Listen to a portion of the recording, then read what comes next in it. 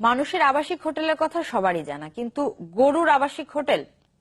আশ্চর্য হলেও সত্যি, টাঙ্গাইলের ভুয়াপুর উপজেলার গোবিন্দাসীতে রয়েছে গরুর আবাসিক হোটেল। পশুর হাট ঘিরে এখানে গড়ে উঠেছে এই হোটেল। শুধু গরু ছাগলের থাকার ব্যবস্থা নয়, আছে খাবারের ব্যবস্থাও। এসব হোটেলের আয়ে চলছে কয়েকশো পরিবার। গরুর আবাসিক হোটেল শুনে হয়তো অনেকেই অবাক হবেন। খুব বেশি দূরে নয়, টাঙ্গাইলের ভুয়াপুর উপজেলার গোবিন্দাসী এলাকায় গড়ে উঠেছে এ ধরনের আবাসিক হোটেল।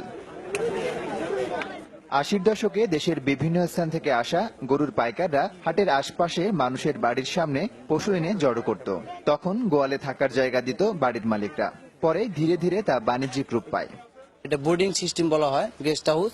তাদের বাড়িতে কিছু কথা বলে বা কিছু টাকার মাধ্যমে তা করে যাবে বলা হয় যে আমার কিছু গরু রাখবেন, তারা রাখে, খুব নিরাপদে রাখে। এখানে গরু পালি রাখি, ব্যাগ পাইলে সুবিধা আমাদের।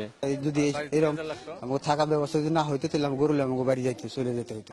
বছর জুড়ে এসব হোটেলে ভিড় থাকে গরুর, আর কোরবানির ঈদ আসলে তা হয়ে ওঠে আরো জমজমাট, যা থেকে মালিকেরা প্রতি মাসে উপার্জন করে 25 থেকে 40 হাজার টাকা। বিভিন্ন জায়গা থেকে আসে, এরা আমার বাদ থাকে। আমার বাদ খাওয়া দাওয়া সবকিছু দিকে খুব এরা সুবিধার্থে পায়, আমিও 2 পয়সা পাই। ব্যাপারীরাও সুবিধা ভোগ করতেছে, আবার যেখানে রাখে মানে খাটিয়ার মালিকগুলা এরাও সুবিধা ভোগ করতেছে। একটা গরু রাখলে গেলা মনে করেন যে 10 টাকা পিস দেয়। গরুর এসব আবাসিক হোটেলের আয় থেকেই সংসারের চাকা সচল রাখছেন এই অঞ্চলের 2.5 শতাধিক পরিবার। Desk report, channel 24।